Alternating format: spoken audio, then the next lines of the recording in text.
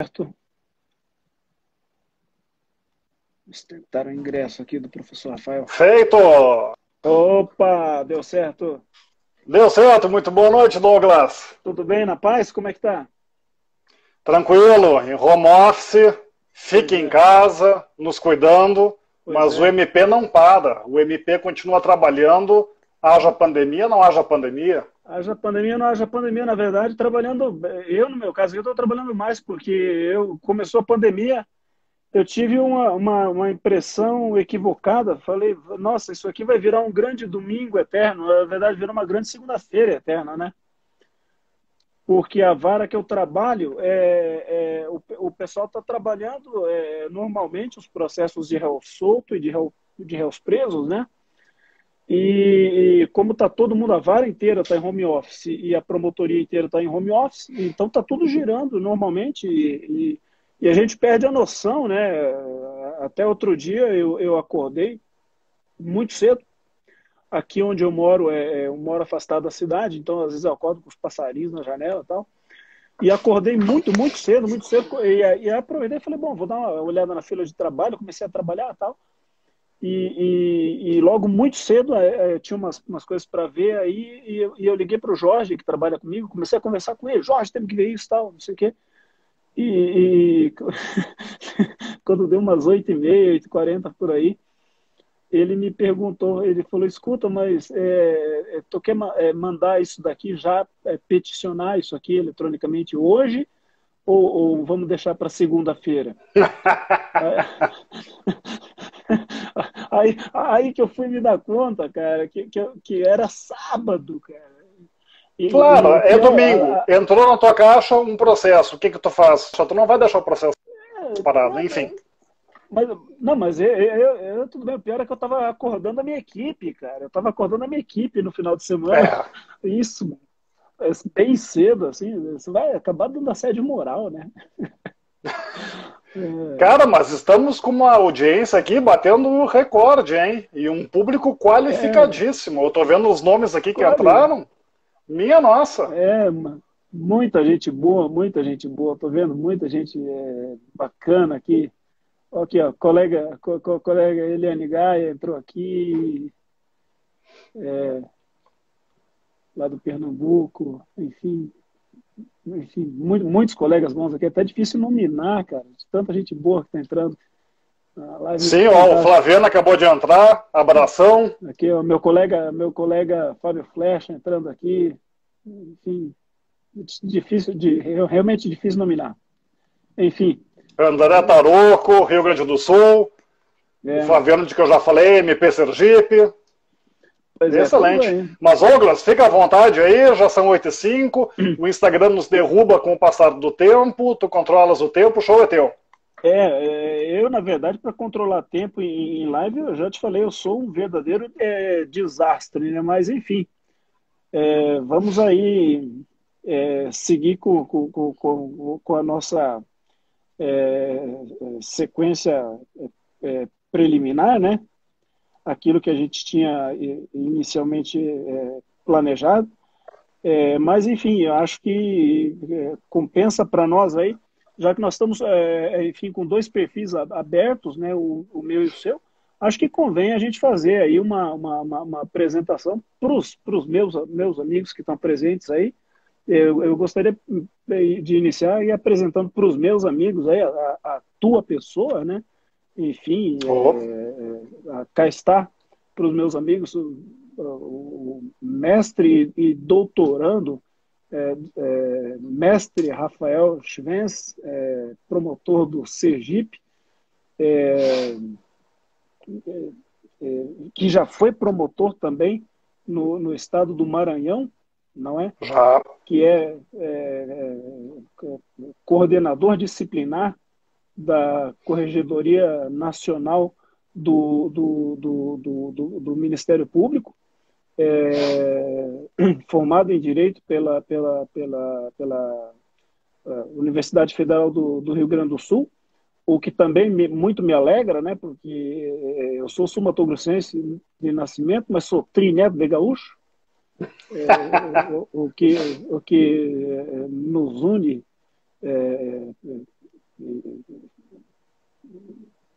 em parte por sangue, né?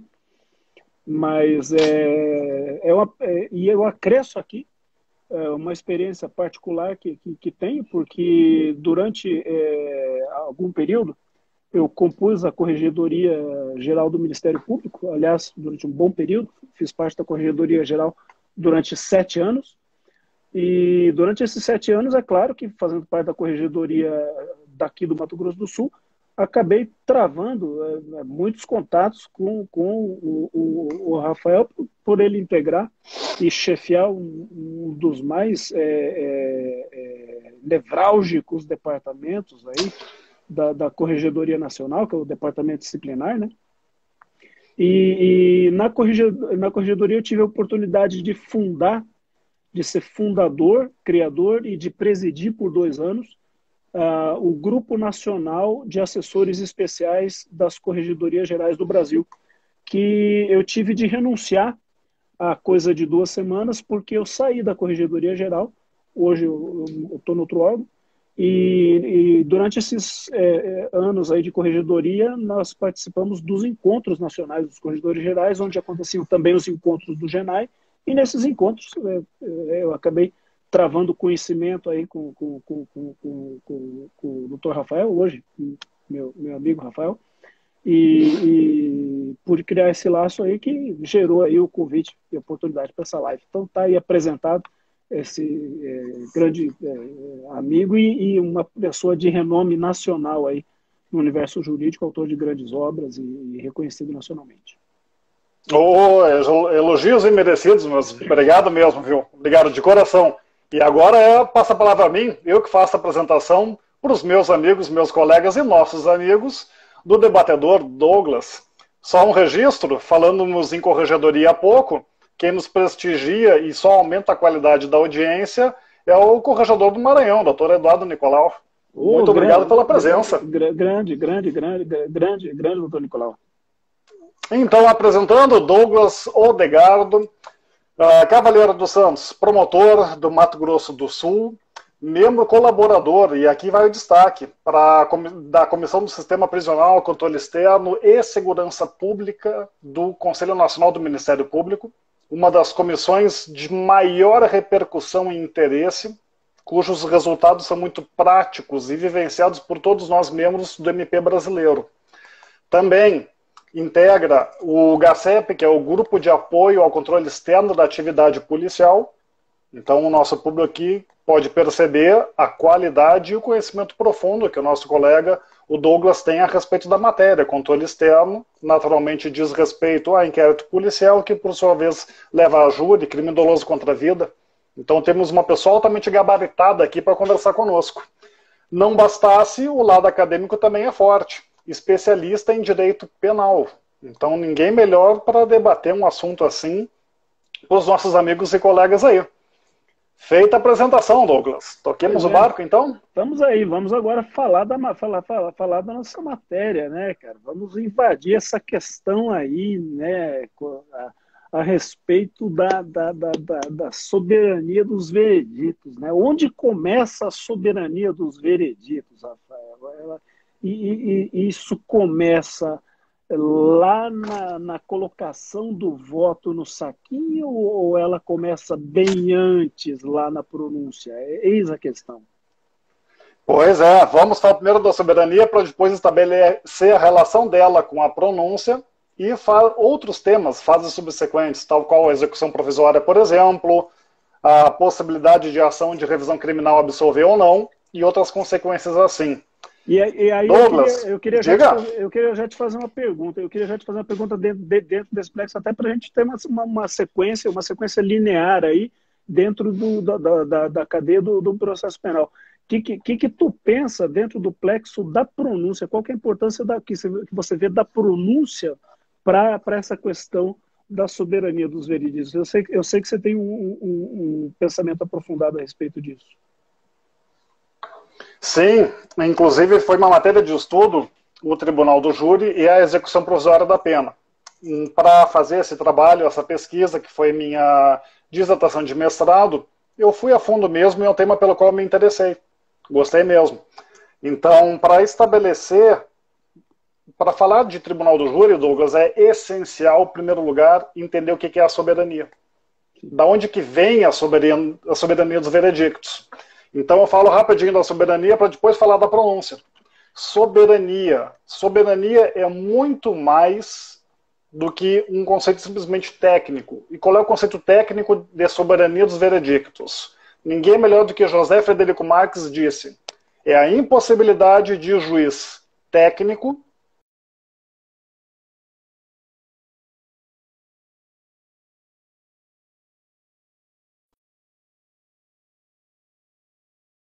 o juiz técnico substituir, reformar no mérito a decisão do juiz leigo, do jurado. Só que nós vamos à Constituição. Para estudar qualquer instituto em direito, sempre temos que ter a base, e a base sempre decorre da Constituição. Eu não estudo o Tribunal do Júri diretamente no CPP, no Código de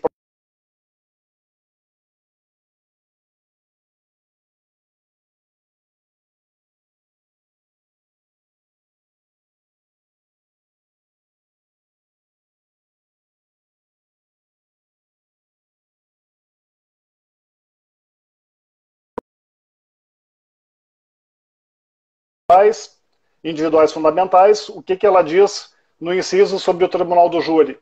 É reconhecida a instituição do júri com a organização que a lei lidera assegurados.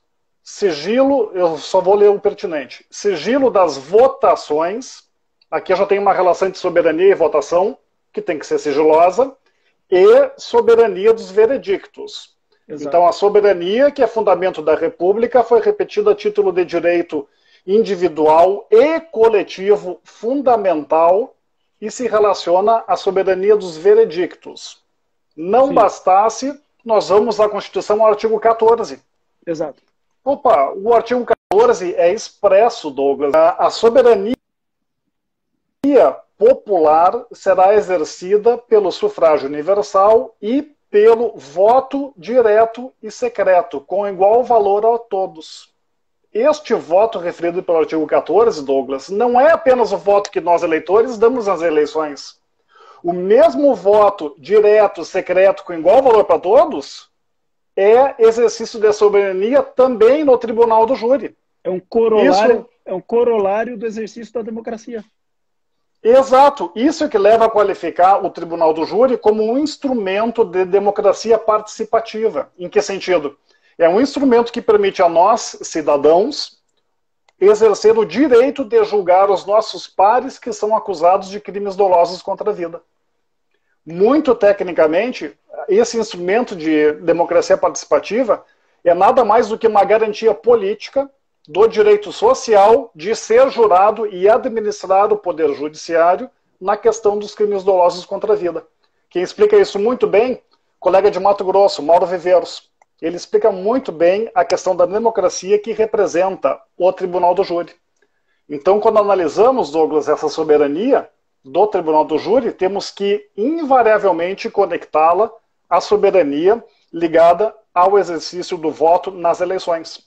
Em outras palavras, o mesmo tratamento que nós outorgamos ao voto nas eleições tem que ser outorgado ao voto do jurado. E até onde eu sei, por exemplo, o voto nas eleições, ele é de cumprimento imediato. Sim. Ou ele não fica esperando o julgamento de um recurso que é interposto contra o resultado das eleições. Sim. Por que eu não aplico o mesmo raciocínio no júri?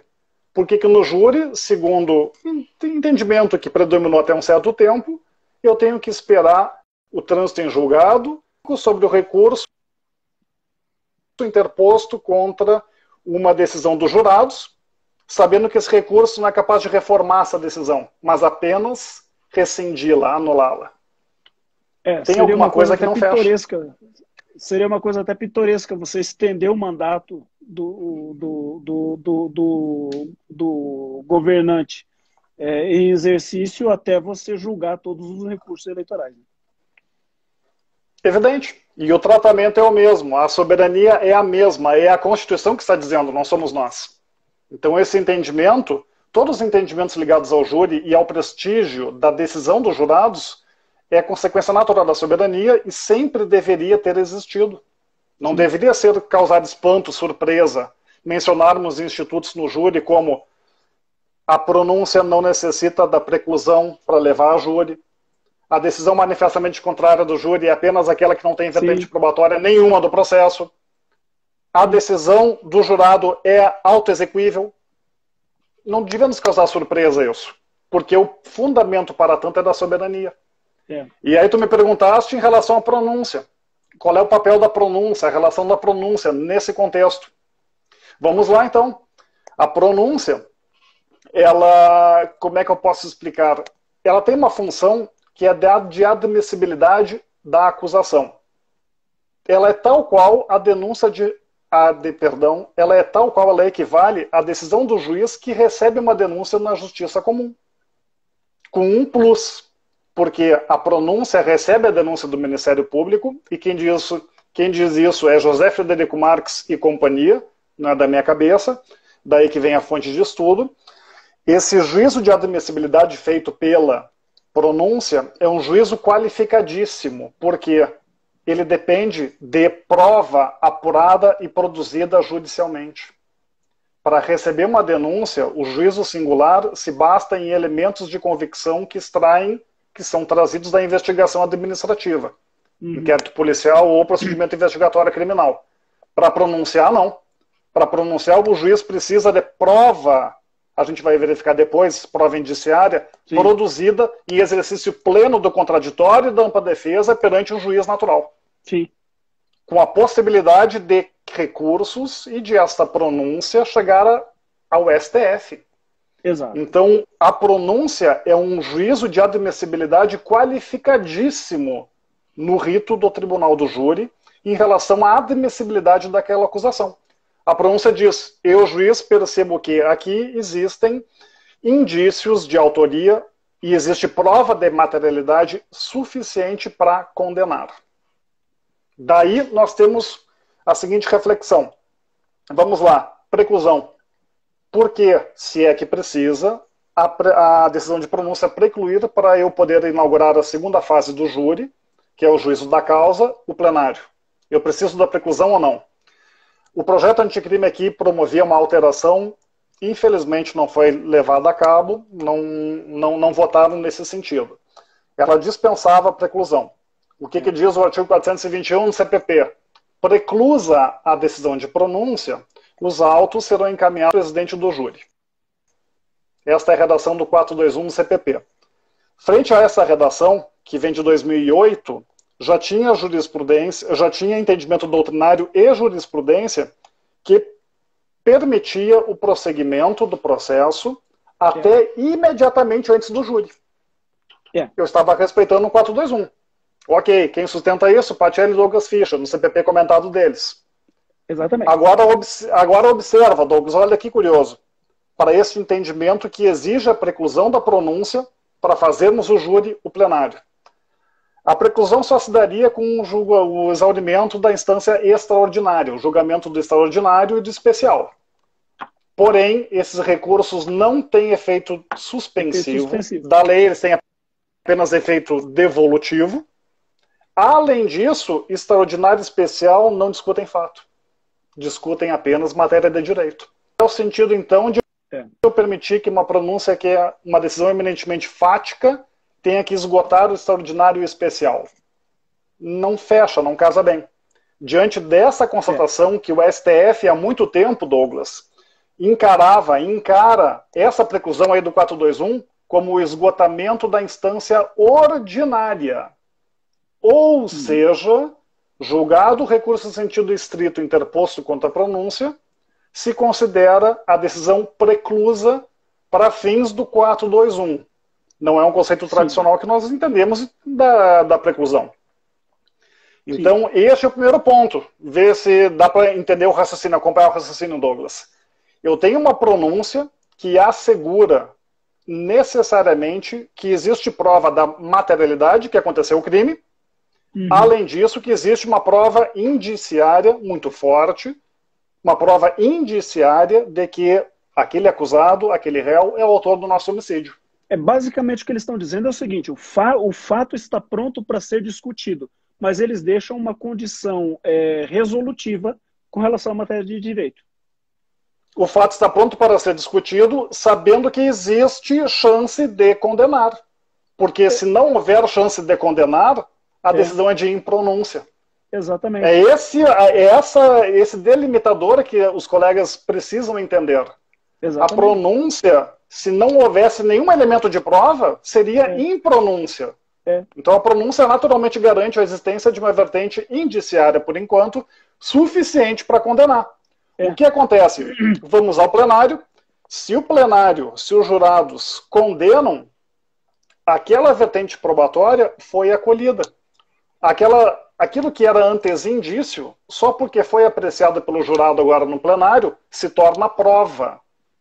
Tornada prova pleno, para defesa, contraditória, juiz natural, daí eu tenho uma condenação rígida. Pergunta do milhão agora. A apelação interposta pela defesa, sustentando que essa decisão aí é uma decisão manifestamente contrária à prova dos autos.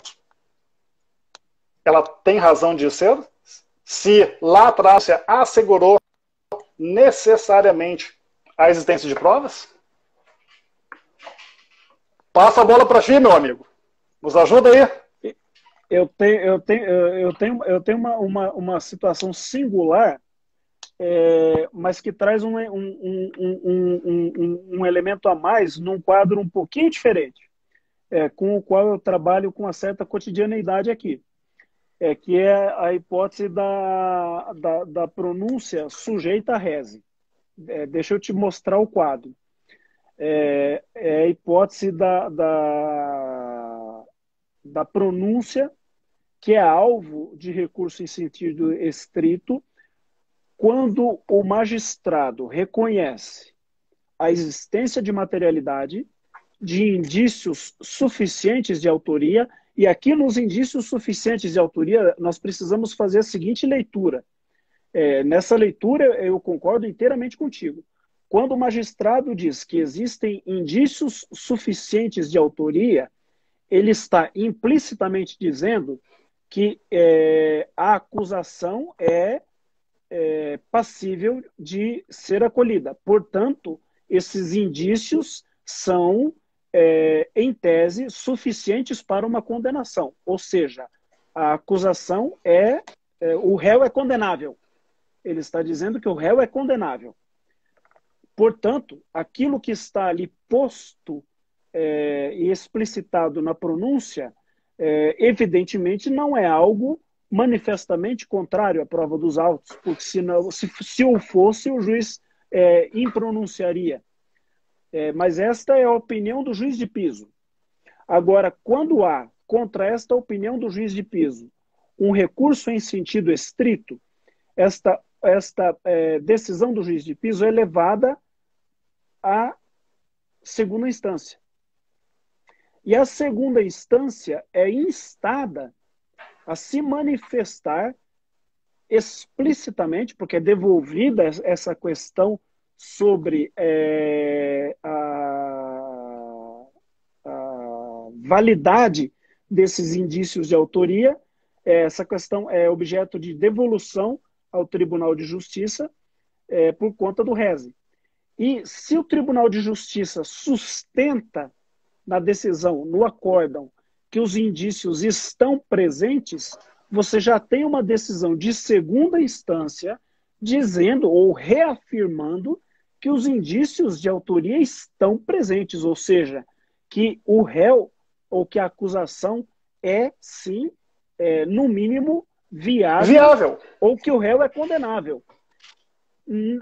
Seguindo adiante, você realiza o júri e aquela acusação que foi objeto da pronúncia e cuja pronúncia foi sustentada pelo rese, quando ela é acolhida pelo conselho de sentença, eu não vejo forma de você sustentar a partir daí um recurso com fundamento numa decisão, ou com o argumento de que a decisão seja manifestamente contrária à prova dos autos, em primeiro lugar, a turma está preventa e você estaria provocando a mesma turma para reafirmar ou para dizer que aquela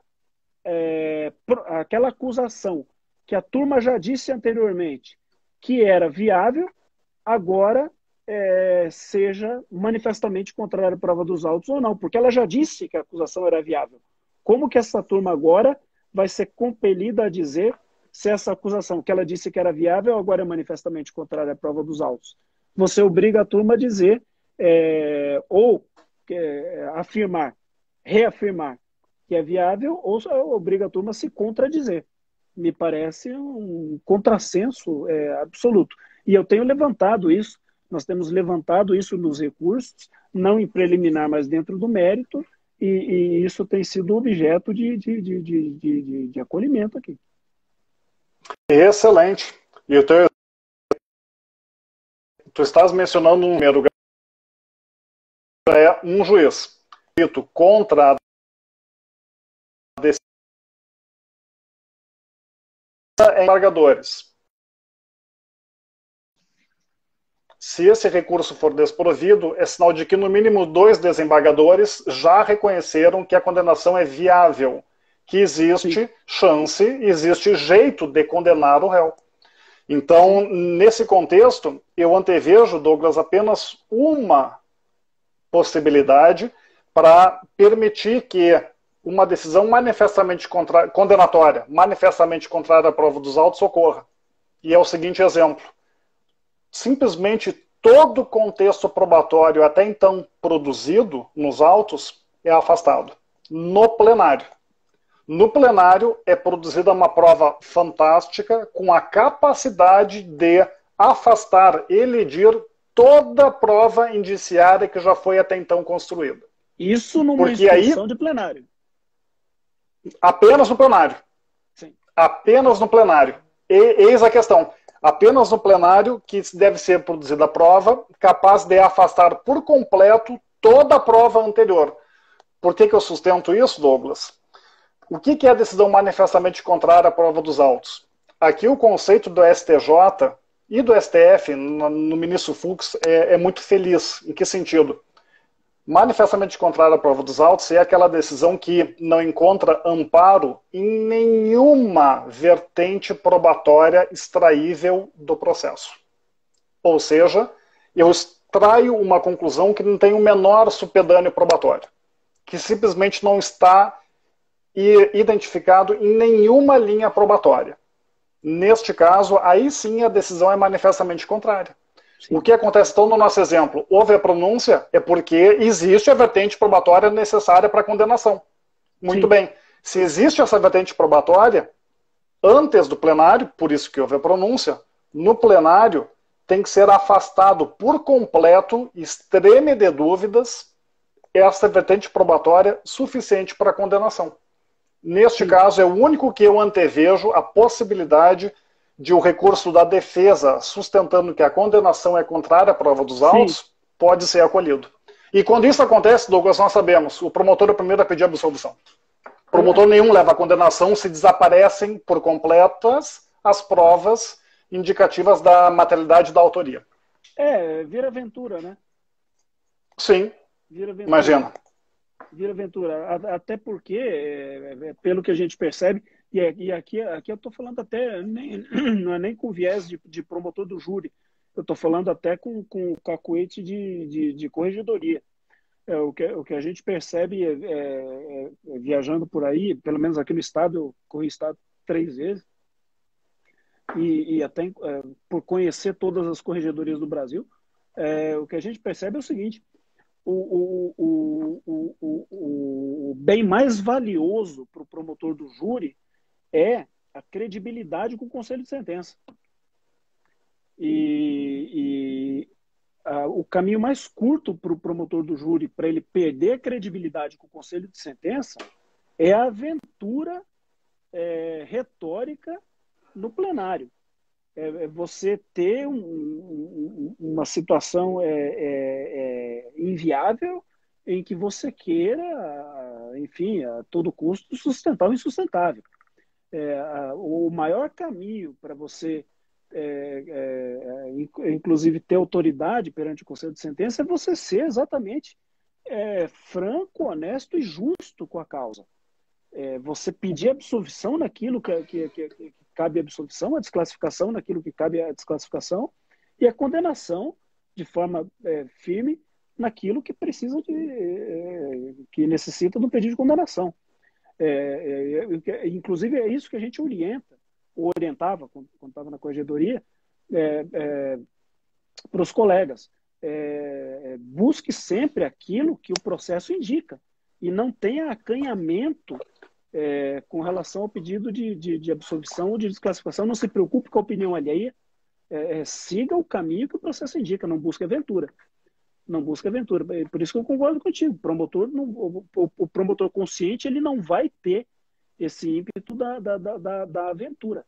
Ele vai ser, se ele for um promotor consciente, ele vai ser o primeiro cara a, não encontrando esse caminho e vendo que o processo não indica a prova, ele vai tirar o pé, até porque ele vai jogar fora toda a credibilidade dele perante aquele conselho, principalmente o promotor que não é promotor de capital, que é de uma sobretudo que é de uma comarca menor, aquele cara que vai ficar ali 2, 3, 5, 7 anos numa comarca menor, que tem uma relação mais íntima com a comunidade, ele vai se desmoralizar por completo. Tanto que a comunidade precisa entender, Douglas, que promotor de justiça, ele promove a justiça, ele não é acusador público. Exatamente. Não é, e há um bom tempo nunca foi obrigado a acusar. Exatamente. Outro dia eu achei um trecho de um júri meu em que eu costumo não lembrar do que eu falo no júri, mas eu gravo as falas. Outro dia eu achei um recorte de uma fala minha, acho que está até no meu perfil, porque no meu perfil eu coloco excertos de júri, meu perfil é um perfil específico de oratória, e cheguei até a postar esse pedaço, em que eu acabava comentando isso, que o promotor público morreu em 88, e ali nasceu o promotor de justiça. Né? Exatamente por conta disso. Muito rapidinho, Douglas, antes de nós partirmos para o próximo assunto, Vinícius colocou nos comentários aí que ele tem dificuldade na apelação quando a pronúncia não é desafiada por rese, por recurso em sentido estrito. A conclusão não é minimamente infirmada por essa questão. Querendo ou não, a pronúncia representa um pensamento e uma decisão não daquele juiz, mas do Poder Judiciário representado por aquele juiz, e uma manifestação dizendo que aqui existem indícios suficientes para condenar. Aqui existe viabilidade condenatória. É isso que basta para que, no plenário, se esses indícios não forem afastados por completo, a decisão ser rígida e a decisão condenatória nunca ser manifestamente contrária à prova dos autos. O que eu falo, eu cheguei a comentar que o rese, ele me ajuda porque eu tenho a confirmação do tribunal. Quando eu não tenho o rese, o que eu uso, na verdade, é a aquiescência da defesa com a pronúncia. Imagina, é quase uma preclusão aí consumativa. Preclusão lógica. Aceitou, não recorreu porque entende suficientes os indícios. A existência de indícios era tão clara que sequer a defesa se opôs à existência disso. Então, os indícios eram claros, o jogo foi limpo. Mas, enfim... Mas aí já é uma questão de estratégia retórica, na verdade. Né? Claro. Aliás, abriu parêntese aqui, questão de estratégia retórica, eu digo para os nossos ouvintes, o Douglas é um dos promotores mais conhecidos do campo da retórica. Ele estuda o tema, ensina sobre o tema, tem um site fantástico, promotor, douglasodegardo.com, sem BR, em que tem ali vídeos carregados por ele, teve curso que ele já ministrou, e aqui, Douglas, te peço licença para fazer sim a propaganda do teu pensamento, da tua pesquisa, porque é uma coisa boa. Valeu, é uma coisa honesta, bem feita e tem que ser divulgada. Os colegas e estudantes de júri têm que se espelhar no que tem de melhor para aprender e para trilhar o caminho. Valeu, e tu, obrigado. Sem soma de dúvidas, é uma dessas referências, minha inclusive, depois que eu passei a te conhecer. Valeu, obrigado. Vamos avançar então? Posso inaugurar um assunto novo aqui? Vamos lá, puxa um aí. Então vai ser bem do momento. Absolvição por clemência. Esse é pequeno. E se tu puderes comentar, é um tema relacionado. Aquela tese, a defesa sustenta exclusivamente a negativa de autoria.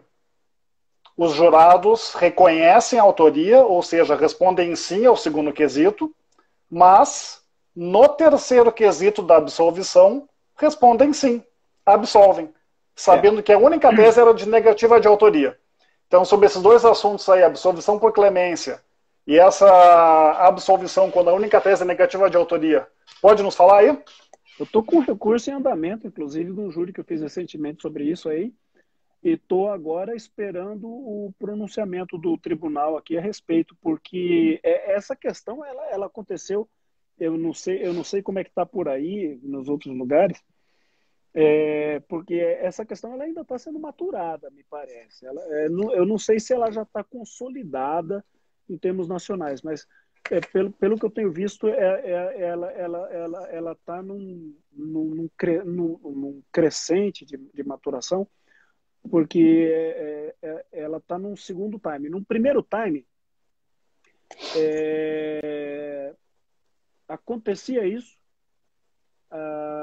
e os tribunais anulavam com facilidade. Nós interpunhamos o recurso nessa hipótese, reconhecia a autoria e dava clemência. E nós anulávamos com facilidade ao argumento de que a clemência não havia sido pedida. Os tribunais exigiam o pedido expresso de clemência durante a fala da defesa. Agora, num segundo momento, nós começamos a ver decisões já, algumas dispensando esse pedido de clemência ao argumento de que o jurado ou de que o júri é soberano para dar a clemência de per si, dar a clemência esponte própria. E essa é uma posição que nos preocupa muito, porque isso seria uma falta completa de limites à soberania, e eu não sei até que ponto que a soberania dos vereditos poderia atingir esse grau de intensidade num julgamento, a ponto de reconhecer a prática de um crime de homicídio e promover um ato de clemência. E essa questão, eu acho que ela não é tão jurídica, Rafael. Eu acho que essa é uma questão, na verdade, um pouco política, ela ladeia um pouco para o campo da ética e da moral. É uma discussão que nós teríamos que travar um pouco no campo político, no campo ético e no campo moral. Porque nós estamos discutindo qual é o âmbito, qual é a delimitação do âmbito de alcance do conselho de sentença para poder dar, porque isso, na verdade, consiste efetivamente num perdão do conselho de sentença a um homicida reconhecidamente que acabou de ser conhecido como homicida. Se ele vai a plenário e a única tese dele é de negativa de autoria e o conselho reconhece que foi ele, ou seja, não há nenhuma outra tese, ou seja, se não há nenhuma outra tese, nem de exclusão de ilicitude, e existem qualificadoras, por exemplo, não há nenhuma outra tese de exclusão de qualificadora, e houve o reconhecimento da autoria, você está diante de um homicida qualificado que já foi reconhecido como praticante do homicídio qualificado. E a absolvição, você está, na verdade, tratando de um indulto que está sendo dado ali de imediato, na lata, no curso do julgamento, e vai ser dado ali na sentença, sabe, para o cara sair do plenário e pegar o ônibus e ir para casa. Eu acho isso uma coisa muito intensa e muito abrupta, assim. É um indulto, entre aspas, com o sangue alheio. Exatamente. E aí é por isso que eu falo que essa discussão não é jurídica. Aí eu chego a me lembrar de uma passagem do André Comte Sponville, numa obra dele chamada Pequeno Tratado das Grandes Virtudes, e que ele discute o conceito de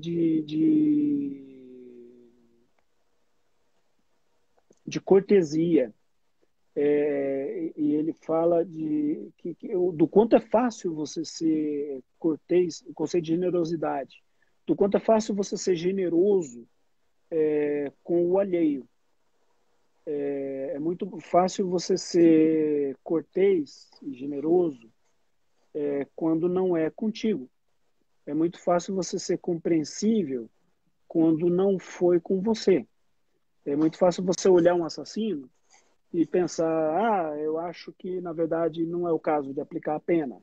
Só que, na verdade, o assassino não assassinou você, não assassinou o seu. Você está, na verdade, dando um indulto para um crime que atingiu outra pessoa. E, sobretudo, que atingiu a sociedade. E você, na verdade, está meio que se desvinculando da sociedade. Você não está promovendo defesa social, você não está promovendo nenhum dos vieses conhecidos ou estudados da aplicação da pena, você está levando em consideração. Você está simplesmente praticando ali um ato de generosidade que é íntimo seu. Então, quer me parecer que é uma coisa meio desconecta até do espírito democrático que fundamenta o júri. E, nesse sentido, não me parece ser muito acolhível essa compreensão. Sim, mas aí que eu vou trazer uma reflexão agora, Douglas, que é a seguinte, é uma solução possível para isso aí. Eu acho, com base no estudo, e é o problema, entre aspas, quando nós estudamos e mais a fundo as questões, nós começamos a refletir de forma muito mais sensata.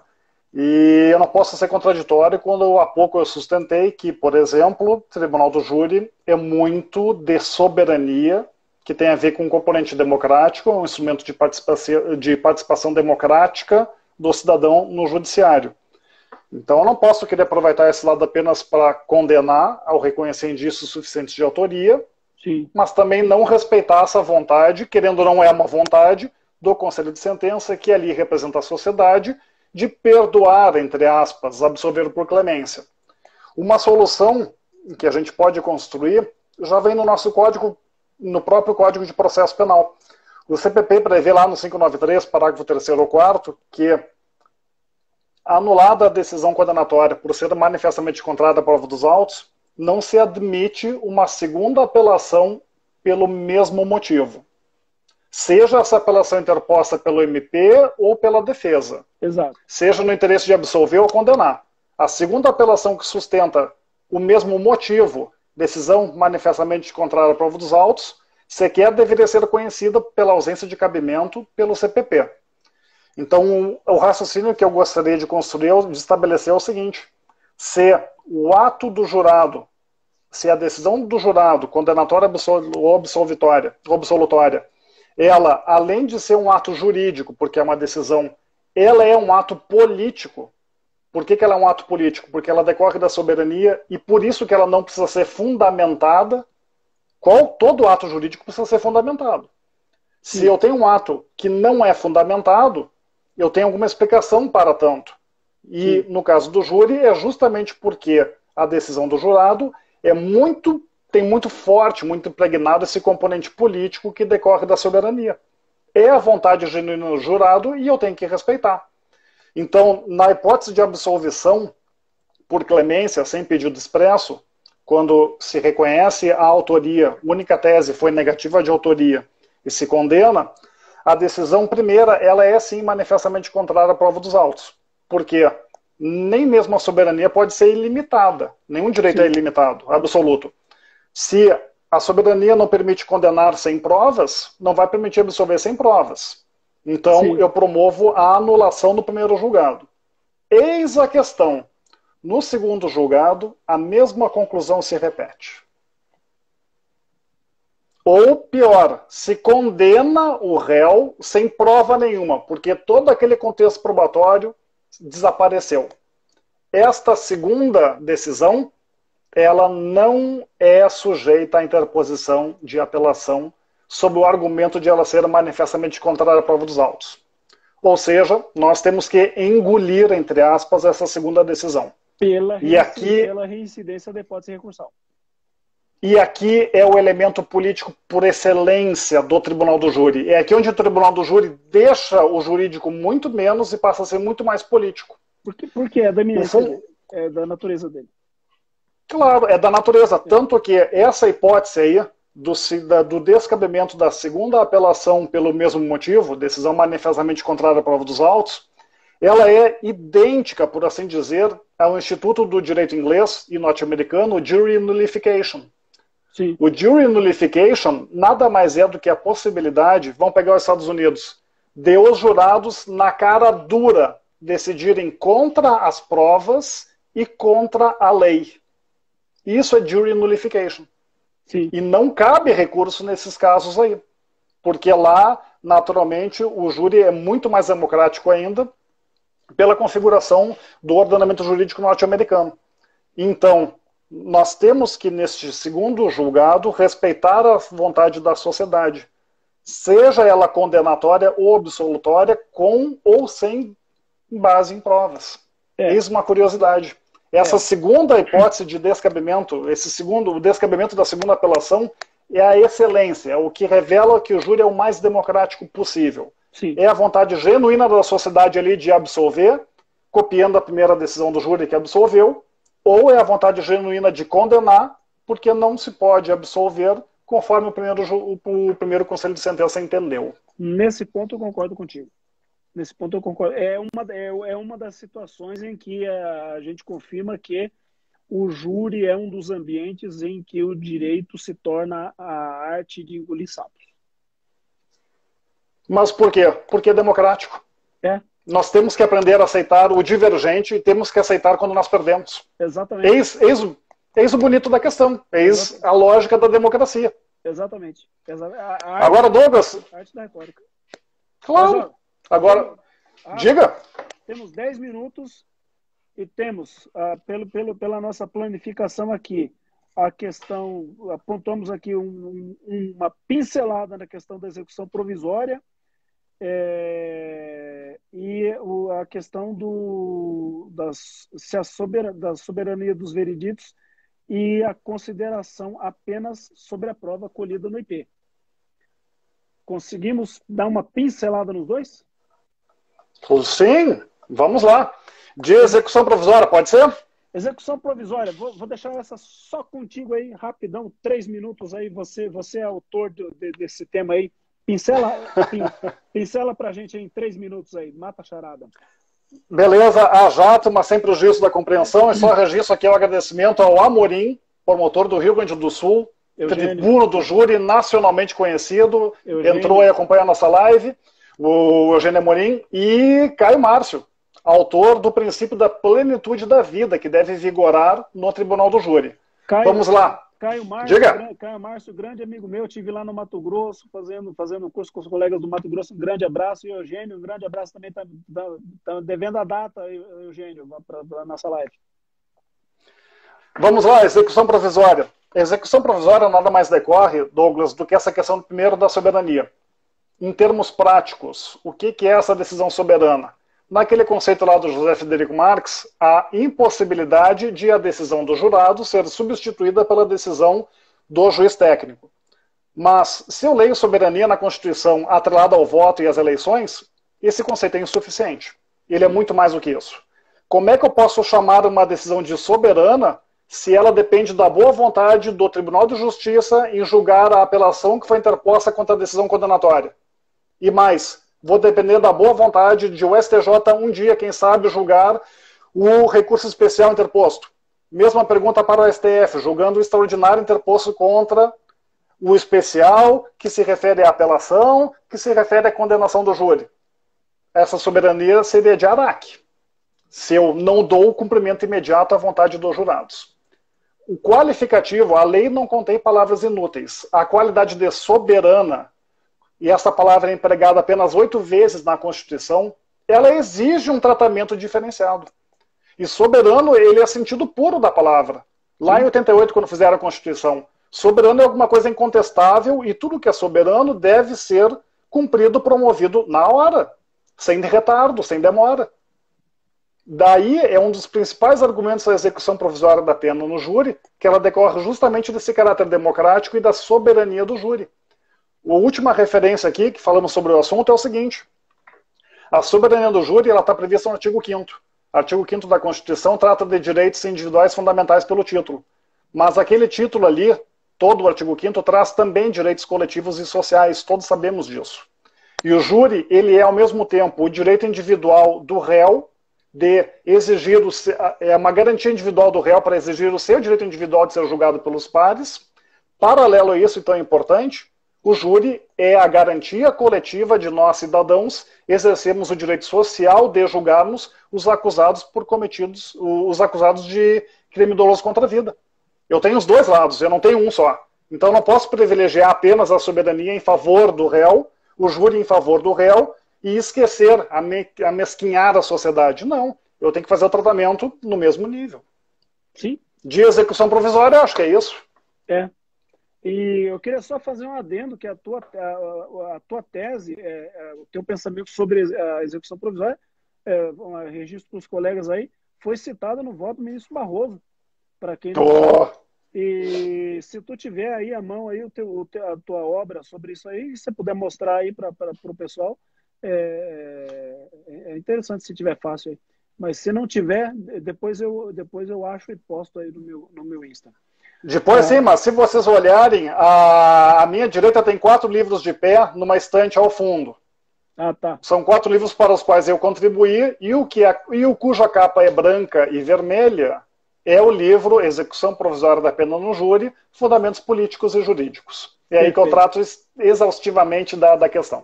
Legal. Parabéns por essa obra aí. Se Deus quiser, vai ser citada por outros ministros aí mais para frente. Não, valeu. Mas só o fato de esse pensamento circular e poder fazer a diferença na prática, Douglas, é o que o pesquisador na academia gosta. É o suficiente. É claro, o importante é produzir o conhecimento e difundir, né? Essa que é a grande... E ele tem uma aplicação prática. Isso, para mim, que é o melhor. Mas vamos aproveitar o tempo aí. E tinha mais uma questão, que é o uso da prova do IP no júri, né? Fala para nós aí. Essa questão ela é polêmica, né? Sempre tem essa discussão da decisão baseada na prova do inquérito policial, porque a gente tem aquela disposição do Código de Processo Penal que determina que o juiz não pode decidir exclusivamente com base nas provas do inquérito, e aí vem essa discussão com relação ao conselho de sentença, que toma uma decisão política, e no plenário a gente tem sempre aquela incerteza sobre que prova foi utilizada pelo jurado para tomar a sua decisão. E eu, particularmente, vou ser absolutamente sincero contigo, é natural que, para uma eventual segurança, eu posso pegar aqui esta prova aqui judicial, levantá-la no plenário e pedir aqui que se consigne em ata que eu estou utilizando essa prova judicial, e aí eu deixo essa prova e uso o resto todo do inquérito policial, e aí eu acabei com qualquer recurso da defesa. Por quê? Porque com a consignação em ata eu provei que eu usei uma prova judicial e eu eliminei o argumento, porque a lei fala que eu não posso basear a decisão exclusivamente no IP. Se eu consignei que usei uma prova judicial, eu não usei exclusivamente provas do IP. Então isso, na verdade, é uma coisa quase que totalmente sem sentido, porque você não sabe o que é que foi o objeto de decisão do jurado. Pode ter sido a prova do IP, pode ter sido a prova em juízo, pode ter sido o sapato do réu, pode ter sido a tatuagem do réu, você pode ter sido a entonação, a gaguejada que o réu deu no interrogatório. Você não sabe o que foi. É íntima convicção. É uma decisão política fundamental que ele toma ali. Então, a minha concepção é de que aquele dispositivo, ele, na verdade, se dirige ao juiz, porque o juiz tem que fundamentar a sua decisão. Então, na verdade, acho que nós precisamos evoluir esse pensamento para compreender que, como o jurado toma uma decisão política que não é necessariamente fundamentada e fundamentada por escrito, ao jurado cabe o conhecimento amplo da prova, e para o jurado, este conhecimento amplo da prova lhe permite decidir com base no que ele quiser, da forma como ele quiser, apreciando o que ele quiser. Essa é a minha compreensão sobre isso. Ah, exato, até porque na prática, no dia a dia, lá no nosso tribunal do júri, algum processo chega ao plenário com base exclusivamente em prova do IP? Exato. Não. Primeiro, não. Não, adoro discutir essa questão da valoração exclusiva do IP, mas se nós chegamos ao plenário é porque prova em juízo foi produzida. Exato. Se essa prova em juízo é compatível, combina e é reforçada pela prova produzida no IPL, o IPL naturalmente pode ser aproveitado. E o contraditório se estende porque são dadas todas as possibilidades de defesa para o réu, tanto na primeira fase do júri quanto na segunda, rebater, contra-atacar aquela prova em relação ao inquérito policial. Exato. Então, diga, vamos cair. Vamos cair. Temos aí 1 minuto, ainda não abriu o contagiro, mas temos 1 minuto. A live vai ficar salva para o pessoal que está aí, ela vai ficar salva 24 horas do perfil, mas depois eu vou salvá-la e colocar no canal do YouTube, Douglas Odegaardo, promotor do júri. Mas eu queria te agradecer imensamente o aceite do convite. Foi uma live maravilhosa, quase esgotamos o tema, mas enfim, foi muito intensa, muito rápida, um prazer imenso falar contigo. Teu conhecimento é singular, e aprendi demais contigo. Acho que podemos oferecer aí um bom debate para os colegas. Enfim, agora apontou, temos 2 minutos, ficamos um pouco mais tranquilos agora. Eu achei que tínhamos apenas 30 minutos. Deu para desacelerar um pouco a voz agora.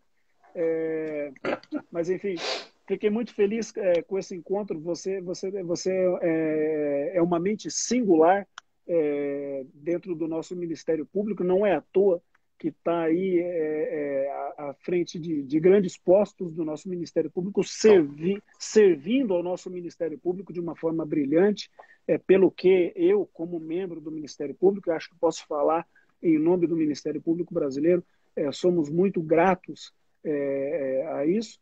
E, enfim, vamos aí no futuro, quiçá, ter outras oportunidades aí para escolher outros temas e ter outros encontros aí tão bons e produtivos aí como esse. E eu te passo aí